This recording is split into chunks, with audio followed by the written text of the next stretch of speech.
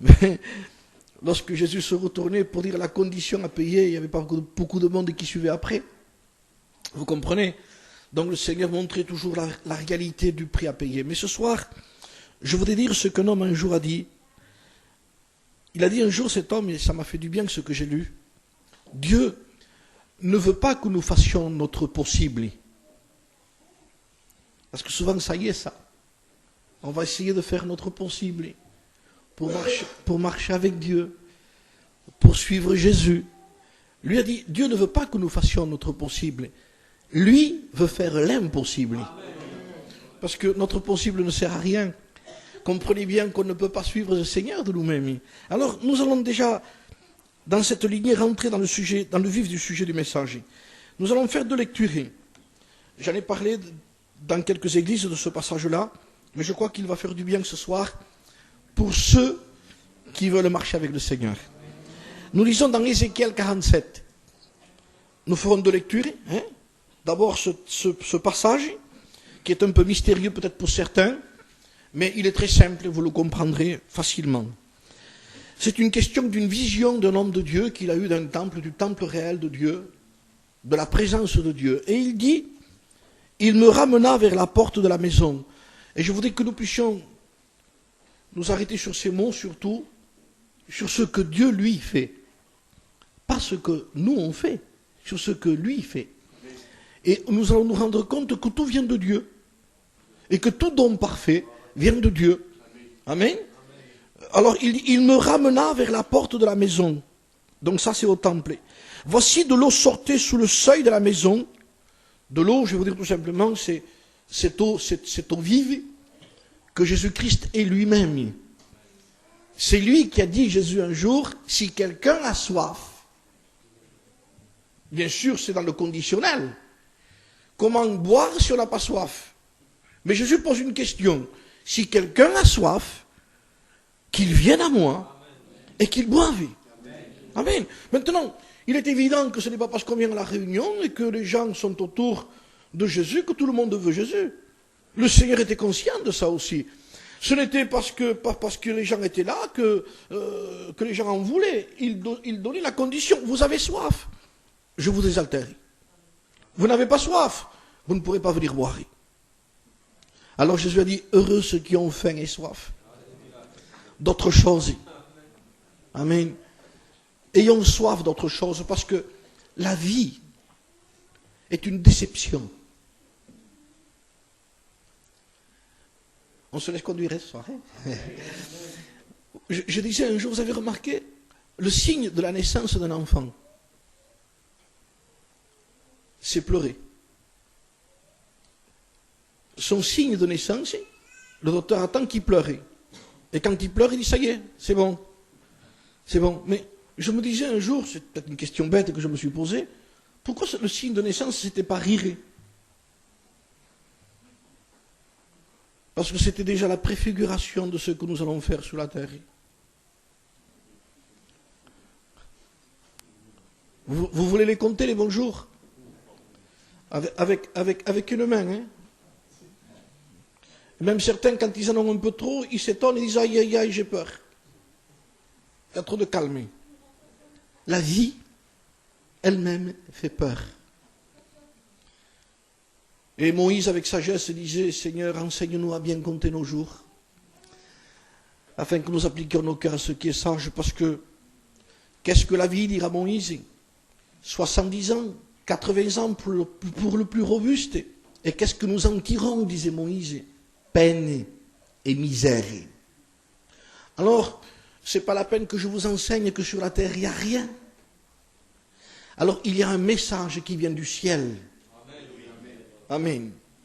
Pour nous dire qu'il y a un autre royaume.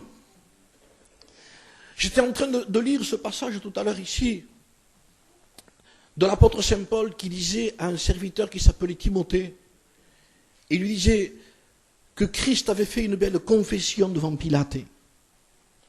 Alors j'ai pris l'évangile de Jean et j'ai trouvé la confession que fit Jésus devant Pilate. Quelle était cette belle confession? Eh bien, tout simplement, cette confession était celle-ci. Mon royaume n'est pas de ce monde. Si Si mon royaume était de ce monde, mes serviteurs se seraient battus pour moi. Mais voilà, ici, il n'y a rien. Alors mes serviteurs vivent ici, comme moi j'ai vécu, il n'y a rien. Alors ils ne se battent pas pour la terre, ils ne font pas la course à l'argent, ils ne font pas la course au matériel, parce que tout cela est une déception, tout simplement. Nous avons atteint quoi quand nous l'avons atteint? Que soucis, peine et misère. Alors on se rend compte que la parole de Dieu est là pour venir vers nous. Et il nous dit ce texte, c'est eau vive. Alors, l'eau descendait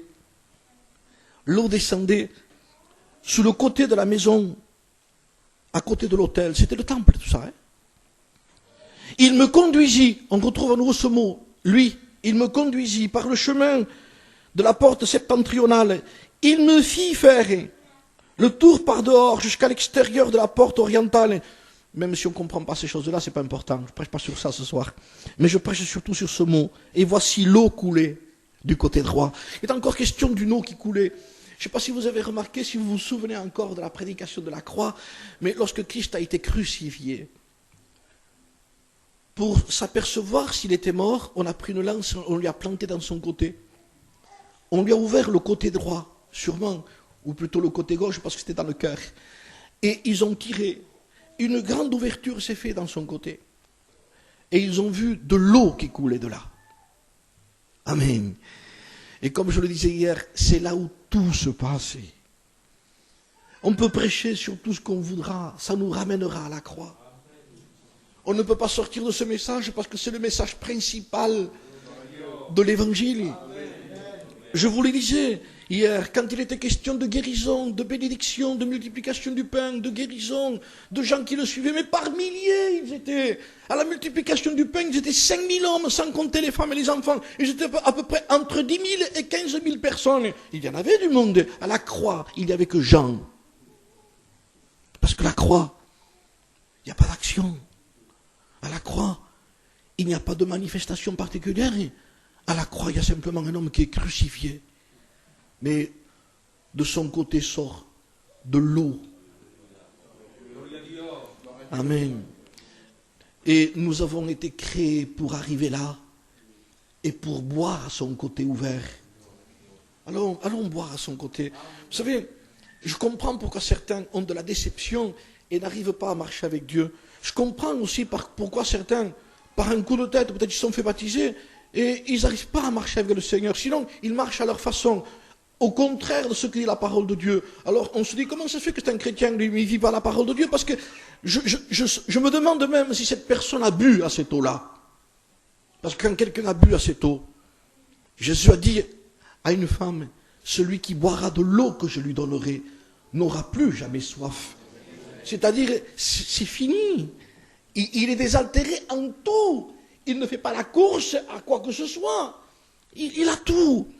Quand on a tout, on ne court pas. Quand les gens s'agitent, ils vont partout. Et ils disent, tu viens pas, toi, mais qu'est-ce que tu veux que j'aille chercher, moi? J'ai la nourriture et le vêtement, dit le Seigneur, ça me suffit. Pourquoi? Parce que je suis désaltéré. Alors quand cette femme a entendu parler de cette eau, dont je vous parle ici, cette femme a compris que c'était de l'eau que Jésus voulait lui donner. C'était plus un puits, c'était fini ça. Alors, elle a dit, Seigneur, donne-moi de cette eau. Ah, c'est facile la prière. Il y en a, qu'est-ce qu'il faut faire pour prier? Il y en a qui m'ont dit, moi je ne sais pas prier. Alors je leur dis, surtout il ne faut pas savoir prier. Surtout pas ça. Parce que Israël a été délivré de l'Égypte. Ils étaient à peu près un peu plus de 2 millions de personnes sans avoir prié. Dieu dit, j'ai entendu le cri de mon peuple. Il ne dit même pas, j'ai entendu les prières de ces hommes qui connaissent Abraham et tout ça. Non, non, non, non, non. Il dit, j'ai entendu un cri. Et un cri, c'est quelque chose que Dieu traduit dans le ciel que peut-être les hommes ne comprennent pas. Un cri, c'est la profondeur d'un besoin qui se traduit, dont Dieu est capable, lui, d'analyser de suite ce cri-là. Il a un laboratoire spécial, Dieu, pour les larmes et pour les cris. Et il traduit de suite un cri. Et la Bible dit que quand un malheureux crie, de toute façon, pour pouvoir crier, il faut être malheureux, parce que quelqu'un qui n'est pas malheureux, il sait prier, lui. Mais quand on est malheureux, on ne sait pas prier, et on ne peut pas prier, et on n'a pas la force de prier. Mais certainement qu'on a la force de pousser un cri. Et presque 3 millions de personnes sont sorties d'Égypte par un cri qui a été poussé vers Dieu. Dieu entend le cri de son peuple. J'ai entendu le cri de mon peuple. Je connais, il dit, je connais. Il y a certains qui disent, est-ce que Dieu sait? Mais Dieu dit, je connais ses douleurs. Je connais son problème, je connais ses difficultés, je connais son angoisse. Alors, Dieu dit, je suis descendu. Alors, attention Pharaon. Hein? Vous savez ce que dit la parole de Dieu? Dieu se lève, parce que Dieu est assis sur un trône. Et l'homme de Dieu disait, Dieu se lève et mes ennemis se dispersent. Il n'a pas agi, il n'a pas frappé personne, il n'a pas menacé. Il est assis, le chrétien, son peuple crie vers lui, parce que le péché, le monde, les ennemis les rendaient malheureux. Alors quand le peuple criait vers lui, Dieu se levait de son trône. Et tous les ennemis fuyaient partout, en disant aïe aïe aïe, il s'est levé, aïe aïe aïe, il s'est levé. Qu'est-ce qu'on va, il vaut mieux partir avant qu'il s'avance. Alors, rien que le fait de se lever, comme qu'on ne le dit pas ça, parfois, je me lèverai. On le dit ça, parfois. Hein, aux enfants ou quoi que ce soit. Tu vas me faire lever. Ça veut dire, si je me lève, c'est pareil.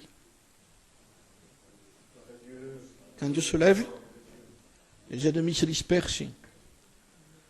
Cette femme a dit, Seigneur, donne-moi de cette eau, afin que je n'ai plus soif. Mais il y a des gens qui ont oublié quelque chose qui a ajouté cette femme. Donne-moi de cette eau afin que je n'ai plus soif et que je ne vienne plus puiser ici. C'est-à-dire, je ne veux plus revenir au monde. Ça m'est difficile à comprendre, moi. Certaines personnes qui ont dit qu'ils ont bu à l'eau de Dieu et qui reviennent constamment au monde. Non, en réalité, ils n'ont pas bu. Ils ont bu à une réunion, ils ont bu à une prédication, ils ont bu, mais pas à l'eau de Jésus. Parce que l'eau que je vous donnerai, a dit Jésus, quand vous l'aurez bu, vous n'aurez plus soif. Amen. Mais comment ça se fait, Seigneur? Parce qu'il est question de miracle, il est question, en un mot, de l'eau qui est le symbole d'une régénération, d'une nouvelle naissance. Amen. Si on pense logiquement avec notre tête et avec notre corps, il est impossible de suivre Jésus. L'évangile, je vous le dis à tous ici, à moi-même, lisez-le. C'est impossible de pouvoir vivre avec Jésus et avec Dieu. Impossible. Parce que toutes les exigences de Dieu, il n'y a que Jésus-Christ qui a pu les accomplir. Il est le seul qui a dit à la croix du calvaire, j'ai tout accompli. Donc, nous ne voulons pas nous essayer de faire quelque chose, il faut qu'il nous greffe à lui, pour que nous puissions porter ce qui est à lui. Il faut que nous soyons en lui, pour que nous puissions vivre ce que lui a vécu. Il faut que sa joie soit en nous, a dit Jésus. Je veux que ma joie soit en vous, afin que votre joie soit parfaite. Ça veut dire que si ma joie n'est pas en vous, il ne peut pas y avoir de perfection de joie. C'est des moments de on rit. Mais ce n'est pas la perfection de la joie. Tout ce que Dieu nous donne est dans le niveau parfait. Tout ce que Dieu nous donne. Alors ne regardez pas, c'est pas nous ça, c'est Dieu ça. Alors, il est question ici de l'eau qui coulait du côté droit. Il est question que, la Bible dit que lorsque l'homme s'avança vers moi, il avait dans la main un cordeau. Il mesura 1000 coudées. Il me fit traverser, lui. Donc, il me fit traverser l'eau. Et j'avais de l'eau jusqu'aux chevilles. Il mesura encore 1000 coudées. C'était une mesure de 50 cm, une coudée. Il mesura encore 1000 coudées. Il me fait traverser l'eau. J'avais de l'eau jusqu'aux genoux. Il mesura encore 1000 coudées, il me fit traverser, j'avais de l'eau jusqu'aux reins. Il mesura encore. Amen. Et il dit, il mesura encore 1000 coudées, c'était un torrent que je ne pouvais traverser, car l'eau était si profonde qu'il fallait y nager. Maintenant, pour que nous puissions bien comprendre ce que j'ai lu ici, nous allons lire dans l'évangile de Luc au chapitre 5. Comme Jésus se trouvait auprès du lac de Génézareth, et que la foule se pressait autour de lui pour entendre la parole de Dieu, il vit au bord du lac 2 barques, d'où les pêcheurs étaient descendus pour laver leurs filets. Il monta dans l'une de ces barques qui était à Simon, et le pria de s'éloigner un peu de terre. Puis, il s'assit, et de la barque, il enseignait la foule. Lorsqu'il eut cessé de parler, il dit à Simon, « Avance en pleine eau, et jetez vos filets pour pêcher. » Simon lui répondit, « Maître, nous avons travaillé toute la nuit, sans rien prendre, mais sur ta parole, je jetterai le filet. » L'ayant jeté, ils prirent une grande quantité de poissons, et leurs filets se rompaient. Ils firent signe à leurs compagnons qui étaient dans l'autre barque de venir les aider. Ils vinrent, et ils remplirent les 2 barques au point qu'elles s'enfonçaient. Quand il vit cela, Simon-Pierre tomba aux genoux de Jésus et dit, « Seigneur, retire-toi de moi parce que je suis un homme pécheur. » Car l'épouvante l'avait saisi et à tous ceux qui étaient avec lui à cause de la pêche qu'ils avaient faite. Et le dernier verset que je lis, c'est le verset 11. Il dit, « Et ayant ramené les barques à terre, ils laissèrent tout et le suivirent. » Amen. Comprenez bien que si on veut suivre le Seigneur, si vous avez l'intention de vous convertir, je vous le dis d'avance, eh bien, tout simplement, quand on suit Jésus, on ne peut pas s'embarrasser des choses de la terre. Sinon, vous ne pourrez pas y arriver. Alors, il faut changer, il faut choisir. Le Seigneur était en train de parler ce que disait Jésus-Christ, des gens par milliers se rassemblaient pour l'écouter parler. Et à un moment donné, Jésus-Christ a vu qu'il fallait quelque chose de plus pour pouvoir annoncer l'évangile à ceux qui étaient là. Il choisit au bord 2 barques, un choix qui se fut un choix entre 2 barques. Je voudrais dire ce soir déjà à certaines personnes qui croient peut-être qu'il y a des gens qui sont plus avantagés par Dieu que d'autres, c'est faux.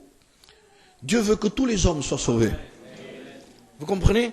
Donc il ne faut pas dire en disant, lui c'est pas pareil, l'autre c'est pas pareil. Dieu veut que tous les hommes, bien entendu, et toutes les femmes soient sauvés. Donc dans le choix de Dieu, il y a les compassions de Dieu, la miséricorde de Dieu, l'amour de Dieu. Dieu te choisit ce soir. En un mot, quelle barque a été choisie? Elle est simple. La réponse est simple. La barque qui a été choisie, c'est la barque d'un homme qui n'a pas réussi. Il le dit lui-même. J'ai travaillé toute la nuit. J'ai fait ce qu'il fallait faire. Et j'ai rien pris. Il faut arriver à cette constatation pour pouvoir accepter Jésus-Christ. C'est tout, c'est tout. Il faut arriver à une constatation que nous nous sommes agités, que nous avons cherché, que nous avons fait, mais qu'en réalité, il n'y a rien. Et il monte dans la barque, il le fait éloigner un peu de terre, il l'éloigne un peu de la terre,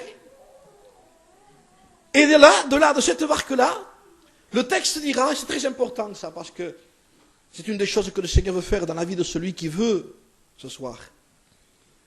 Jésus s'assit dans cette barque.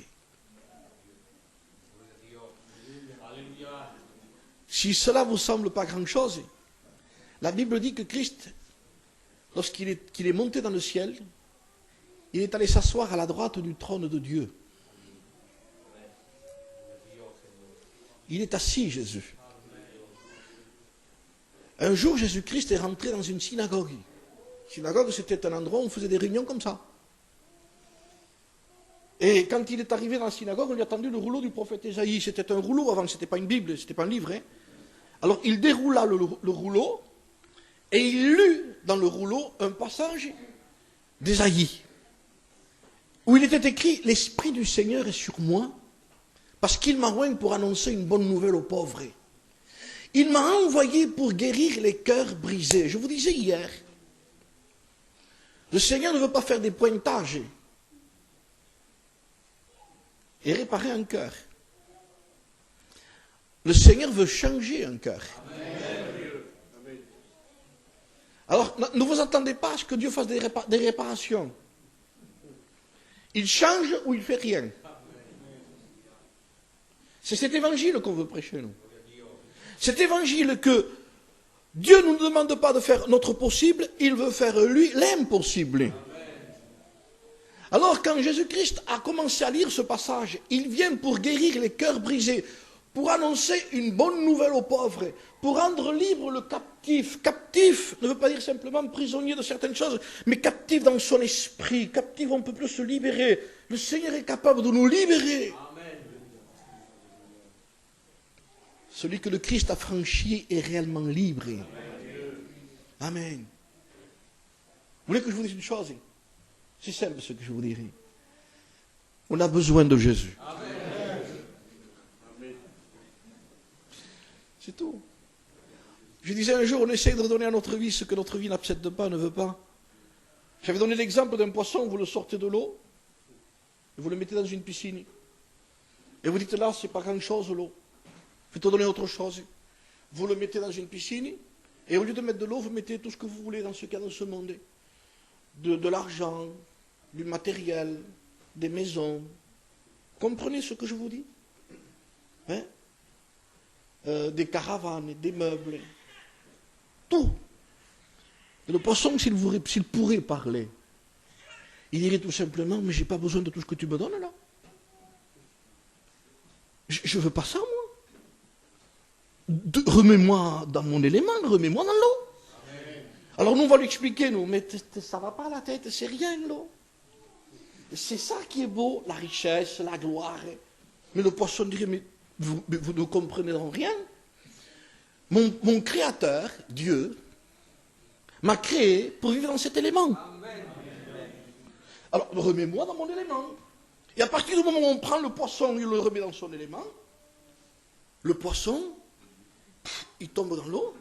Et comme je disais un jour, j'ai remarqué que le poisson, lorsqu'il est dans l'eau, il bouge moins que lorsqu'il est dehors. Vous l'avez remarqué, ça? Sauter un poisson, il n'arrête pas de sauter. Alors, on dirait qu'il est plus vivant là que là. Parce que dans l'eau, il est comme ça. De temps en temps, il fait ça. Il suit le courant. Et on est mis, il est mort, là. Là, il est vivant. Non, là, il s'asphyxie, il meurt, là. C'est pour ça qu'il bouge. C'est la même image de ceux qui vivent sans Dieu. Ils bougent partout. Alors ils disent, mais il ne faut pas aller là, il n'y a rien là, c'est mort. Ah, bien sûr, on ne bouge pas beaucoup, nous. On est dans notre élément. Alors c'est compréhensible que l'autre, il va là-bas, il court là-bas, il court là-bas. Il dit, mais pourquoi tu ne bouges pas? Parce que moi, je suis dans mon élément. Et l'être humain a été créé pour vivre avec Dieu. C'est tout. Il n'y a pas de révélation, il n'y a pas besoin d'un ministère particulier pour vous dire ce que je vous dis là. Mais c'est compréhensible parce qu'on s'en aperçoit. La Bible dira que les hommes, dans leur abondance, disait le prophète, ils ressemblent à des morts. Ça veut dire, même s'ils ont ce qu'ils ont, ils sont toujours tracassés. Et ça, ils viennent d'acheter, de vendre, ils ont le souci d'aller encore acheter pour revendre. Ils ne sont jamais tranquilles. Et le souci de quand on a, j'accuse personne ici, c'est par rapport aux choses du monde que je parlais, par rapport pour démontrer que le Christ est la vérité. Je suis dans ce monde aussi, vous le comprenez, je ne suis pas martien, hein. Mais on se rend compte que tout ce que la terre fait, tout ce que la terre donne, il n'y a rien.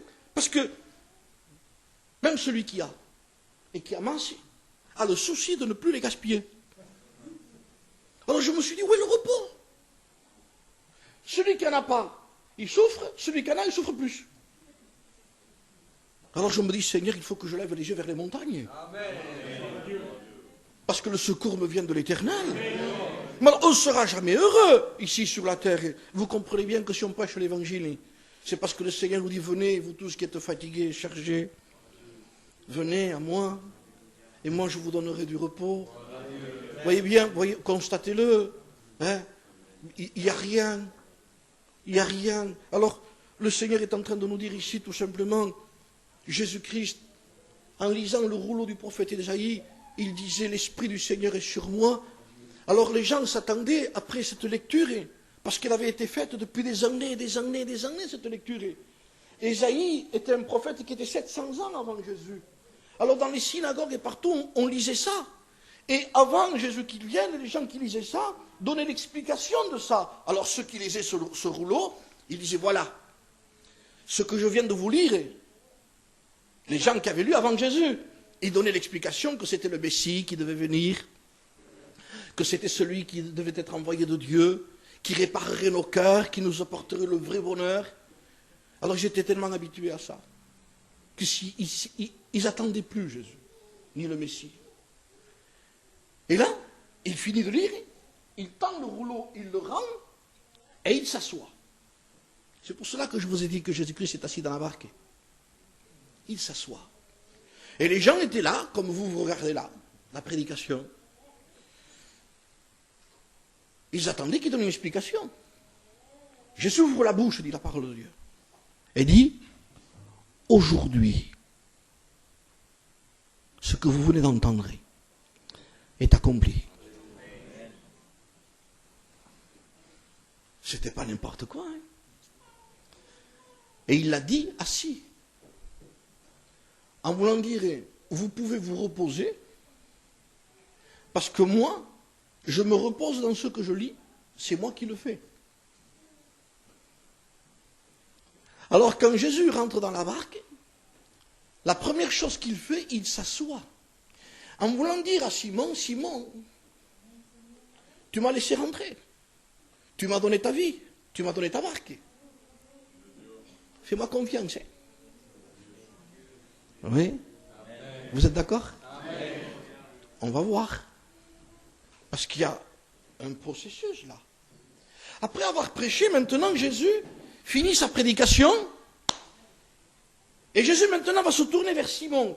C'est une réunion pour lui seul. Écoutez bien. Jésus va faire une réunion pour tous, comme ce soir. Et après, il fait une réunion pour Simon tout seul. Ça veut dire que Jésus, après avoir parlé à tous, il te parle personnellement à toi. Tu es seul ici. Imagine-le. Dites-moi-le ce soir. La réunion, elle est pour toi. Ce n'est pas une réunion comme ça entre tous. Jésus finit sa réunion à annoncer l'évangile aux autres. Et maintenant, il tourne le dos. Et il s'adresse à Simon seul. Et il va lui dire une parole. Qui est une parole pour chacun de nous. Simon. En un mot, voilà la traduction. Simon, allons plus loin.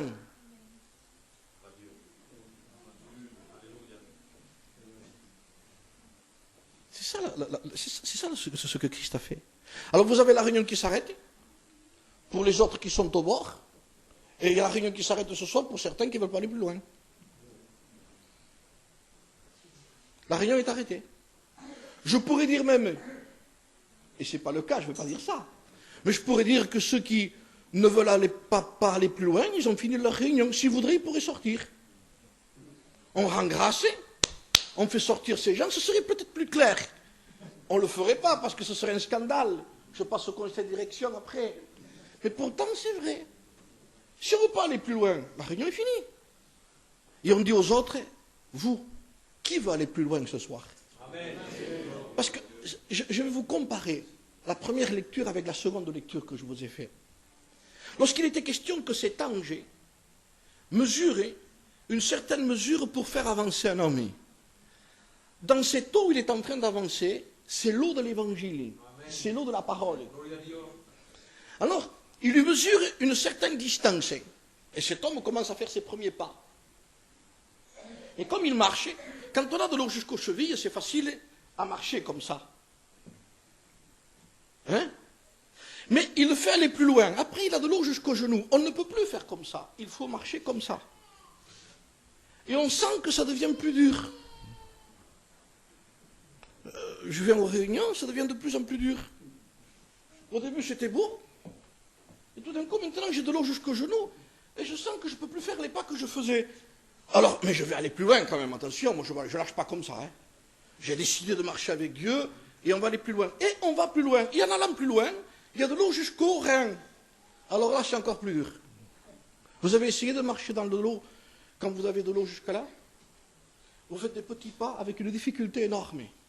Alors on se rend compte, où on recule, c'est ce qui arrive le plus souvent, les gens retournent au bord et retournent au monde. Ils ne veulent plus suivre, c'est trop dur. Trop de difficultés. Parce que le Seigneur mesure une mesure de plus. Avec la mesure de Simon. C'est la même image. Il mesure 1000 coudées de plus et il dit, et voici. On est arrivé à un torrent. Et là, il n'était plus question de marcher. Il était question de nager. Il était question de s'abandonner. Il était question de se jeter. Il était question de ne plus avoir pied. Parce que les gens viennent aux réunions, ils veulent avoir pied. Moi, au cas, moi je garde mes choses. Moi je garde mon petit travail bizarre. Comprenez? On est des gitans. Parce que moi je veux bien l'évangile, mais rester dans ce que je suis. Oui, mais ça devient dur à suivre le Seigneur comme ça. Parce que le Seigneur n'est pas d'accord.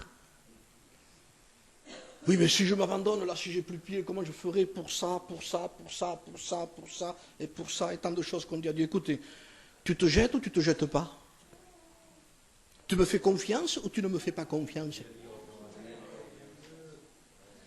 J'avais lu une histoire d'une maison qui avait pris feu.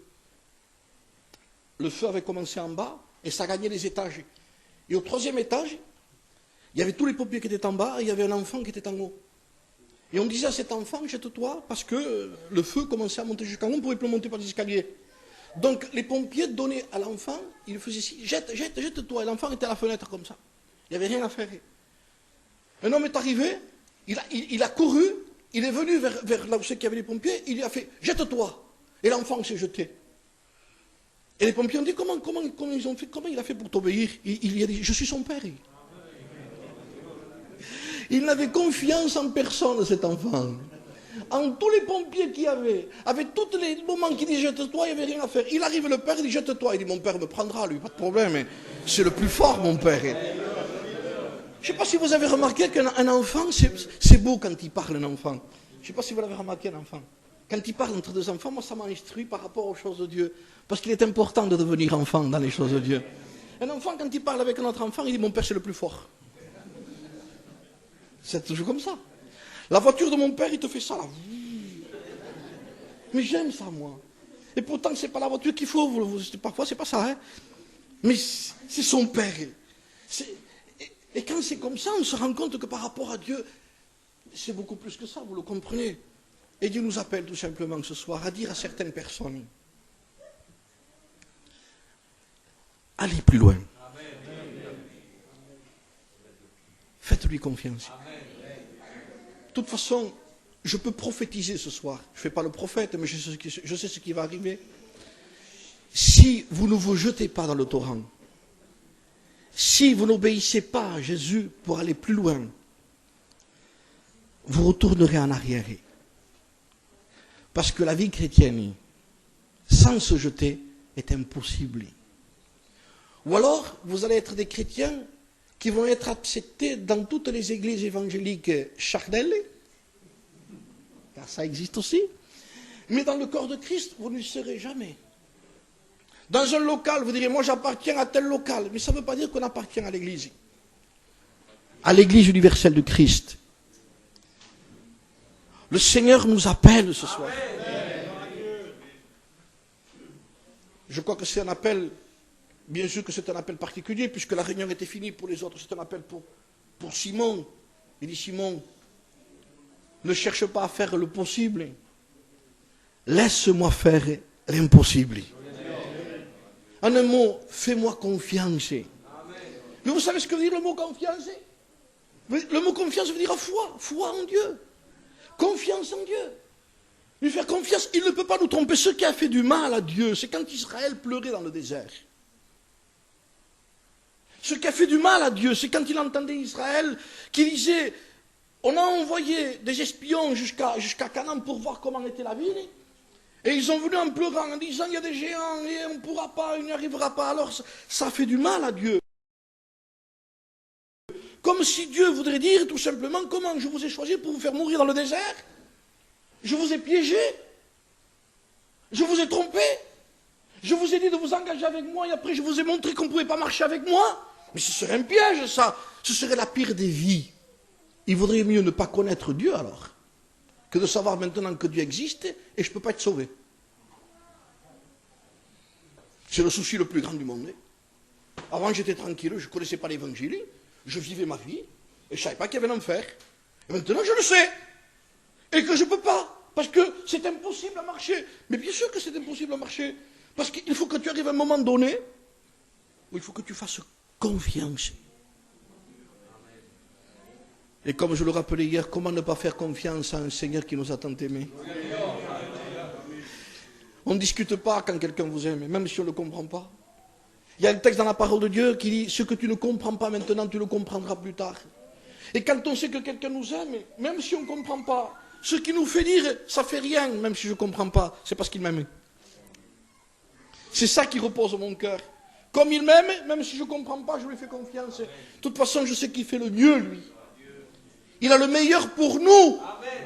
Amen. Il a le meilleur par rapport à ce que le Seigneur nous appelle à prendre cet engagement.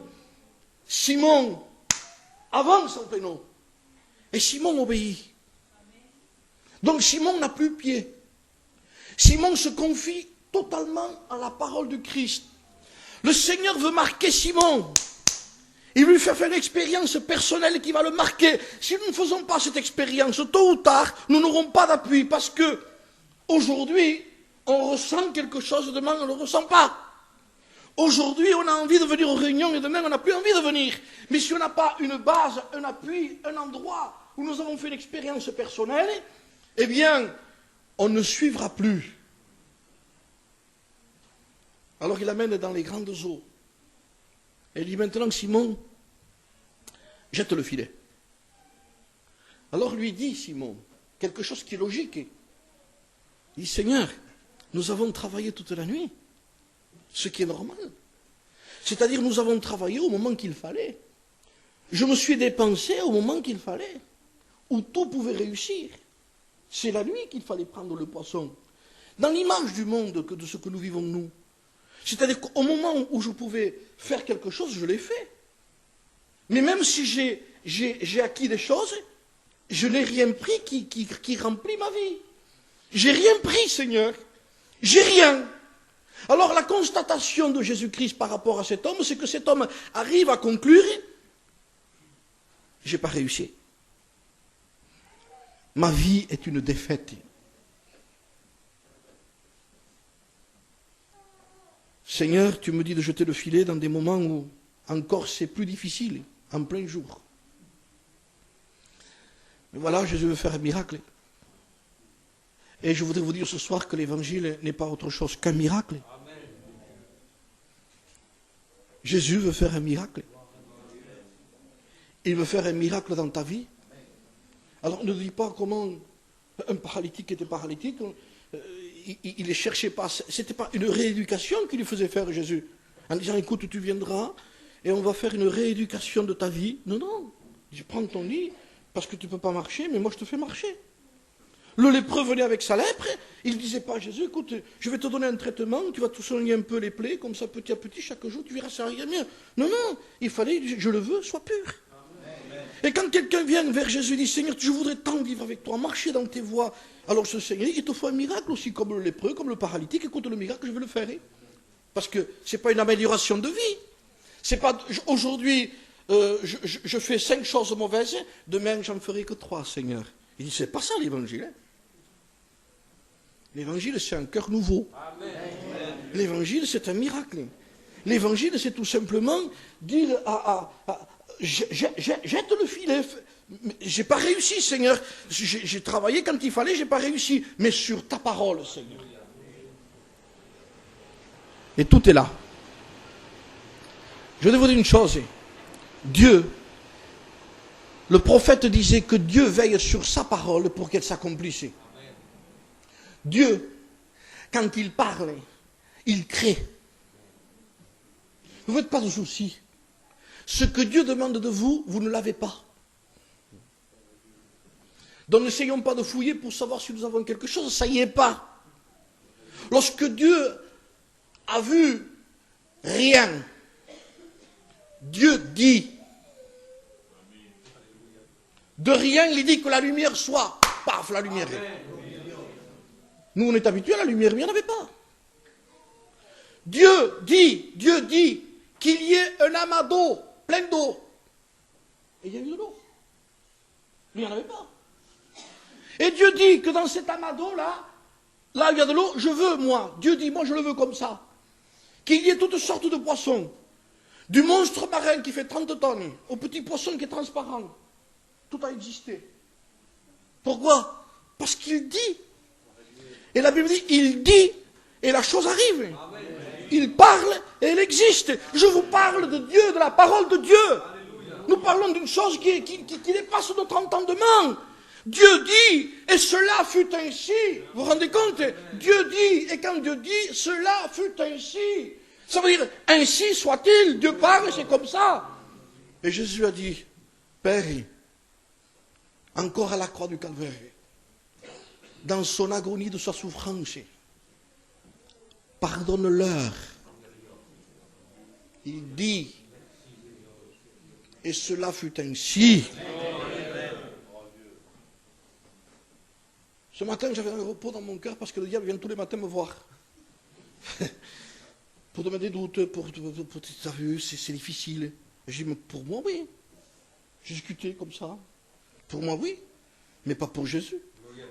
Alors je l'ai mis en avant, il a reçu 2 claques vite fait là. Je me suis caché derrière Jésus-Christ, moi. Je dis, moi, que je fasse des choses, mais c'est normal qu'il y a toujours quelque chose à faire. Mais j'ai dit, c'est lui qui a tout accompli. C'est lui qui a tout fait. C'est lui et lui seul, à partir de ce moment-là, quel repos, quelle tranquillité. Quelle tranquillité quand on dit, moi j'ai essayé, j'ai pas réussi, Seigneur, mais toi tu me dis quelque chose qu'il faut que je fasse, mais ça va me ridiculiser, ça. Parce que l'évangile nous amène presque au ridicule. À l'humilité, à l'humiliation. À ce qu'on n'a plus confiance en soi-même. On a confiance en Dieu. Ça nous fait jeter les filets en plein jour. Avec tous les pêcheurs, c'était un pêcheur professionnel, champion du monde de la pêche. Pierre, un professionnel. Il y avait plein de barques autour. Le Pierre qui perd la tête, qui jette le filet en plein jour. Le professionnel. Alors tous les pêcheurs autour, il n'y a pas que ça, il n'y a pas simplement qu'un mot, il y a l'image de ce qui se passe autour. Il venait de laver ses filets parce qu'il les avait jetés, ils étaient pleins de sel, il fallait les laver après. Mais tant pis, je vais les rejeter, tu me le dis. Mais je les jette en plein jour, je les jette pendant que tout le monde regarde. Seigneur, ça va m'humilier, oui, mais l'évangile nous amène à ça. Amen. À vivre de la folie. Et la Bible appelle ça la folie de la prédication de la croix. Il a plu à Dieu de sauver les hommes par la folie de la prédication de la croix. Dans toute la Bible, il y a des hommes qui ont fait des actes de foi, mais presque de folie par rapport à Dieu. Un homme a tué 1000 Philistins avec une mâchoire d'âne. C'est fou ça. C'est Dieu qui l'a fait. Un homme a gagné une bataille avec une cruche, un flambeau, une trompette. C'est Dieu qui fait ça. Comment allons-nous gagner? En croyant tout simplement à ce que Dieu dit. Mais si vous dites aujourd'hui, allez dire à quelqu'un que vous croyez en Dieu, mais vous êtes fou, non? Vous n'allez pas me parler de ça. À nous qui connaissons tellement les choses. Parler de Dieu, c'est être fou aujourd'hui. C'est totalement à côté. Être quelqu'un qui dit, nous croyons que Christ va revenir chercher son Église, mais vous perdez la tête, non? Et nous sommes en train aujourd'hui de plus en plus de vivre cette folie pour celui qui croit. Et quand on vit cette folie, on est obligé d'obéir. Seigneur, sur ta parole, je jetterai le filet. Et il jeta le filet. Et un miracle s'est produit. Je veux vous dire que le miracle se produit que lorsqu'on obéit à Dieu. Si tu crois, dit Jésus, tu verras la gloire de Dieu. Et il y en a qui veulent voir la gloire de Dieu pour pouvoir croire après. Ce n'est pas les conditions de l'évangile, ça. Je disais avant, il y avait des cabines téléphoniques, je ne sais pas si vous vous en souvenez. On rentrait, mais il n'y avait pas d'interrupteur dedans pour pouvoir téléphoner, il n'y avait pas de lumière. Il fallait rentrer et il fallait fermer la porte. Et quand on rentrait et on fermait, la lumière venait. Mais elle ne venait pas tant qu'on n'était pas rentré et qu'on n'avait pas fermé. Et la lumière de l'évangile ne vient pas avant. La lumière de l'évangile vient. Les révélations de Dieu viennent. Les choses de Dieu qu'on ne comprend pas, les comprend après que quand nous sommes rentrés, nous avons fermé, quand nous sommes dedans. C'est le moment de faire cet acte de foi. Ce n'est pas des sensations, ça n'a rien avec des frissons. Je vous l'ai dit, il y a des réunions qui ont, une elle est comme ça, l'autre elle est autrement. Mais nous ne nous basons pas sur ça. Le Seigneur t'appelle ce soir à toi à aller plus loin. À lui faire confiance. Alors ne dis pas que mangerons-nous. Parce que ça y est, ça aussi. Si je vais plus loin, qu'est-ce que nous allons manger? Que mangerons-nous? Que boirons-nous? De quoi serons-nous vêtus? Jésus dit, ça, c'est pas votre problème, c'est le mien. Et il dit, regardez les oiseaux du ciel. Ils ne s'aiment pas. Hein? Et pourtant, votre Père céleste les nourrit. Regardez les lys des champs. Ils ne coupent pas. Ils ne filent pas. Ils ne se font pas de vêtements. Et je vous dis que Salomon même, dans toute sa gloire, n'a pas été vêtu comme une de ces fleurs-là. Qu'est-ce que ça veut dire? Que Dieu prend en charge tout. Je le disais hier, hein, quand un enfant naît, il est pris en charge. Dans ses pleurs, dans sa fièvre, dans tout, il est pris en charge. Dieu veut nous prendre en charge. Faites-lui confiance ce soir. Vous savez, tant que vous ne prendrez pas cette décision, vous pouvez assister à des dizaines de réunions. Si vous n'allez pas plus loin, vous allez avoir pied dans les choses, mais l'évangile va devenir de plus en plus difficile. Vous voudrez aller plus loin, mais comme je vous l'ai dit, marcher dans l'eau, dans les choses de Dieu, en ayant pied, ça va faire tout simplement que ça va être de plus en plus difficile. Mais quand on se jette, ce torrent, il dit, ce torrent a porté cet homme. C'est ça ce que dit la parole de Dieu. Il l'a amené. C'est le torrent qui a amené cet homme dans les choses de Dieu. Ce n'est plus nous. Et l'apôtre Saint Paul dit, ce n'est plus moi, c'est Christ. C'est ce repos que le Seigneur veut nous apporter. Sur ta parole, Seigneur, je jetterai le filet. L'ayant jeté, ils prirent une grande quantité de poissons, à un point que leur barque s'enfonçait. Mais vous savez ce qu'a fait cet homme? C'est le signe de la conversion, c'est dans quelqu'un qui a reçu le Christ. Il a fait ça avec sa main aux autres. Il a appelé les autres. Venez, il disait. Venez, venez. On va remplir aussi votre barque. Venez parce qu'il y a du poisson là. Venez, avec la main il faisait ça, il faisait signe entre frères. Venez, venez, venez vite. Et c'est le signe initial aussi de quelqu'un qui a été béni de Dieu. Il dit là il y a l'évangile. Là il y a la joie. Là il y a la tranquillité. Là il y a l'assurance du salut. Là il n'y a pas simplement qu'un présent. Il y a un avenir. Et de toute façon, qu'est-ce que le présent de la terre? Amen. Un chrétien, qu'est-ce qu'il vit? Eh bien, ce que je vous ai dit au début, mon royaume n'est pas de ce monde. Amen. Si Jésus aurait voulu, il se défendait. Il n'a rien touché. Il dit, nous, on n'est pas d'ici-bas. Même la Bible dira que nous sommes des ambassadeurs de Christ, nous. Ambassadeur, c'est une ambassade. C'est clair.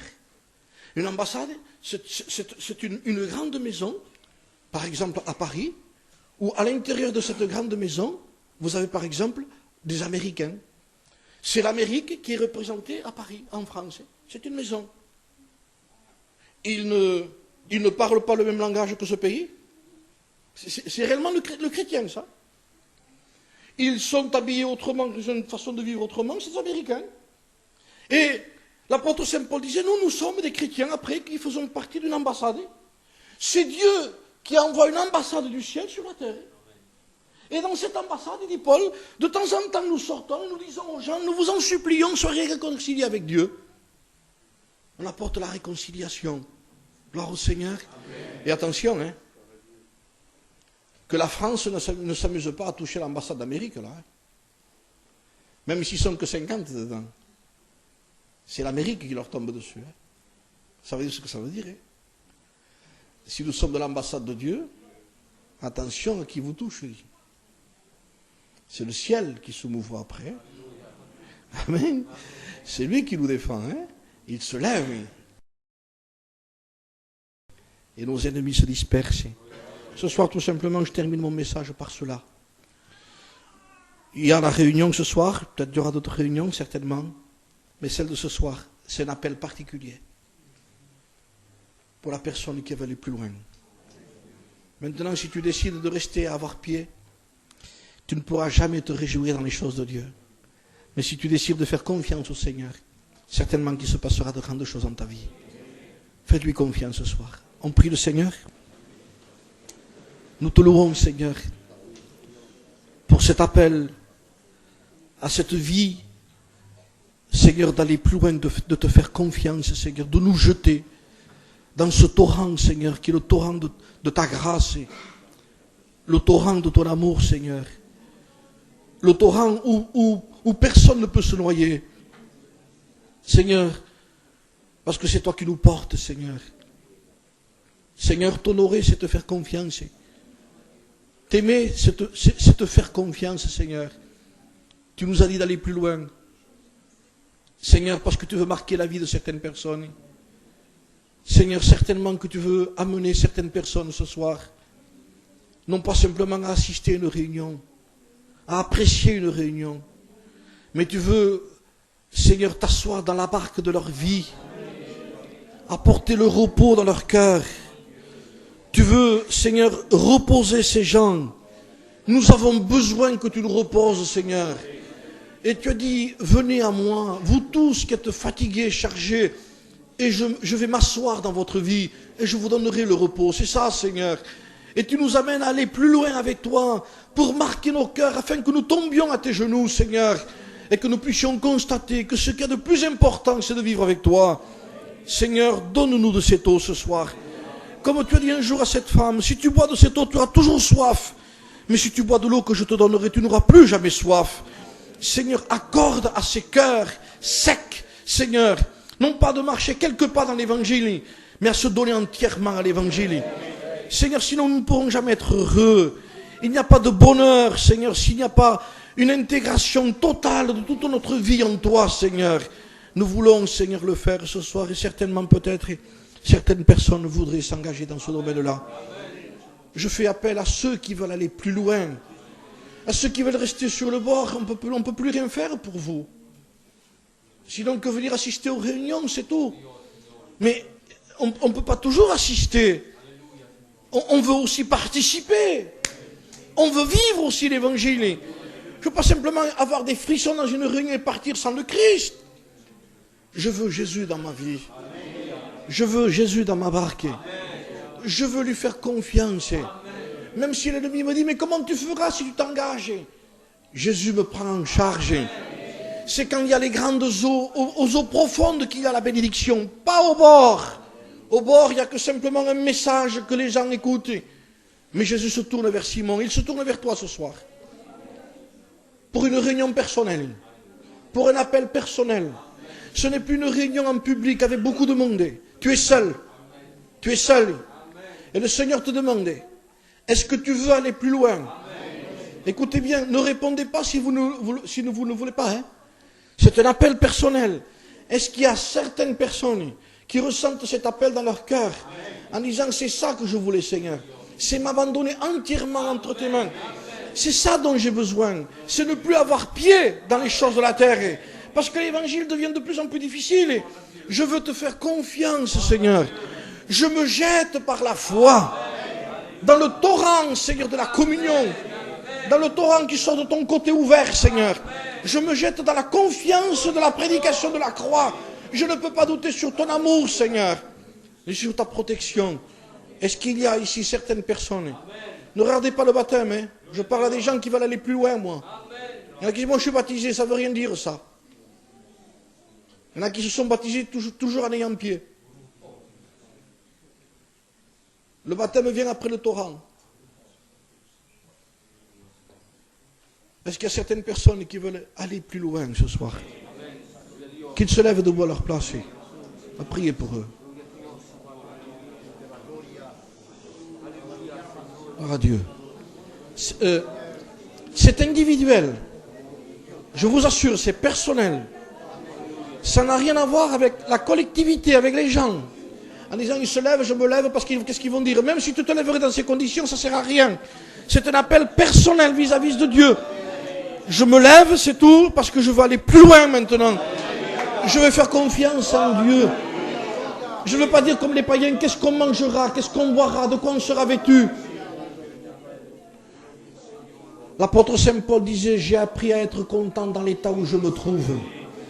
Ça veut dire, ce qui me rend heureux, c'est pas ce que j'ai plus ou moins. Mais c'est parce que j'ai Jésus dans ma vie. C'est parce que Christ est le maître de ma vie. Je lui ai fait pleinement confiance. Il est mon repos. Il est ma tranquillité. Je te loue, Jésus. Je te loue ce soir. Parce que c'est vrai que je vais plus loin, Seigneur. Parce que c'est vrai que je veux te faire confiance. Et dans les temps où on vit, nous avons tous intérêt à lui faire de plus en plus confiance. Parce que sinon, les églises vont se vider. Les gens ne pourront plus suivre. S'il ne nous porte pas, lui, si ce n'est pas l'évangile qui nous porte, si ce n'est pas le repos du Christ dans notre vie, nous ne pourrons pas. Ce sera trop difficile. Et voilà, quand nous sommes ses fils, quand nous lui faisons confiance, alors le Seigneur dit, ne promène pas des regards inquiets. Je te soutiens de ma droite triomphante. Dieu dit à ceux qui lui font confiance, tes ennemis seront mes ennemis. C'est moi qui me lèverai. Je combattrai ceux qui te font la guerre. Ils ne te vaincront pas. Ils ne te gagneront pas. Fais-moi confiance. Christ a vaincu la mort. Les Romains croyaient que c'était fini. Le troisième jour, Christ est ressuscité. Christ est ressuscité. Et il a apporté la tranquillité et le repos en ses disciples. Il leur a dit que la paix soit avec vous. Que la paix soit sur ceux qui se lèvent ce soir. La tranquillité, le repos. Faites-lui confiance. Dites-lui comme cette femme, je ne veux plus boire ici, Seigneur. Je ne veux plus revenir là-bas. J'ai bu de ton eau à toi. Je suis désaltéré. Je n'ai plus soif, Seigneur. Je vais laisser le pasteur prier pour vous.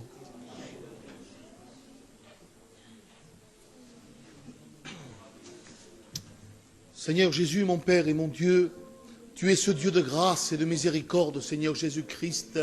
Tu es ce Dieu qui sonde les cœurs et les reins, Seigneur Jésus. Tu es ce Dieu qui sait tout, Seigneur Jésus-Christ.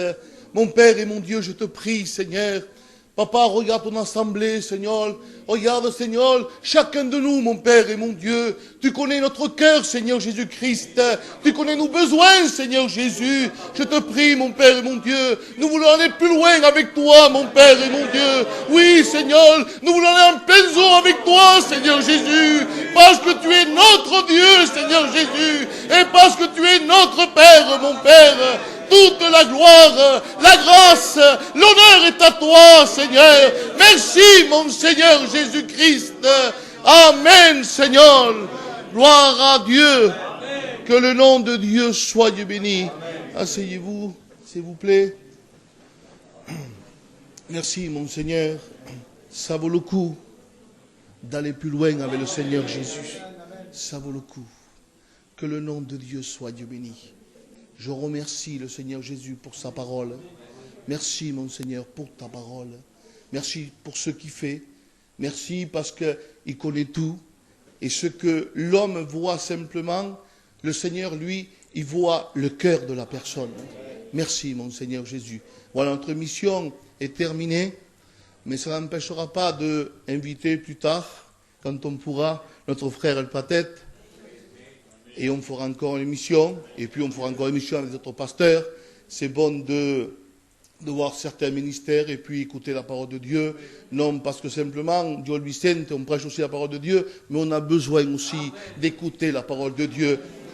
Cette évangélisation, mais j'écoutais avec mon cœur et puis j'ai pris aussi et j'ai gardé dans mon cœur en disant merci Seigneur Jésus parce que tu as parlé à ma vie. Vous savez, un jour je demandais à un homme, il m'avait appelé à prêcher la parole de Dieu et j'ai dit Seigneur, j'ai dit à cet homme-là, j'ai dit mais c'est quoi, évangélisation, exhortation? Il m'a dit, pas ce que tu as envie, mais une bonne évangélisation qui vienne de Dieu, ça fait bouger aussi le chrétien. Amen. Seigneur, ce soir, ça m'a fait bouger à moi. Que le nom de Dieu soit béni. Amen. Voilà, notre réunion est terminée. Jeudi, Joe et Vicente, on ne sera pas là. Il y a un serviteur qui viendra jeudi et dimanche, un serviteur de Arles, un frère. C'est lui qui fera les réunions le jeudi et le dimanche. Pour les chrétiens, je vous en supplie, soyez fidèles aux réunions. Honorez ce serviteur-là et puis la parole de Dieu, bien sûr. Notre réunion est bientôt terminée. Vicente, qu'est-ce qu'il y a? Ah oui, non.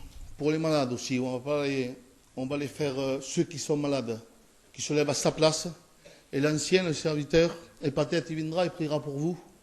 On ne les fera pas venir au devant parce qu'il y a trop de monde, mais chacun, les malades, puissent se lever à sa place, pour ceux qui sont malades, et puis peut-être il priera pour eux.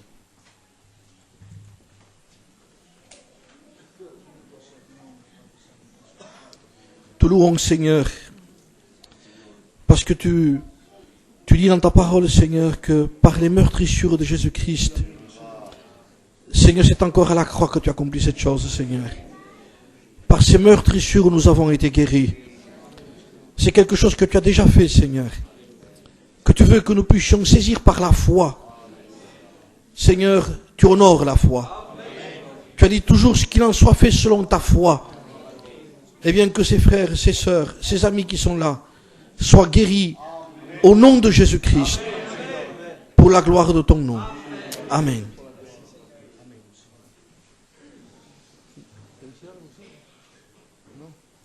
Voilà, notre réunion est terminée.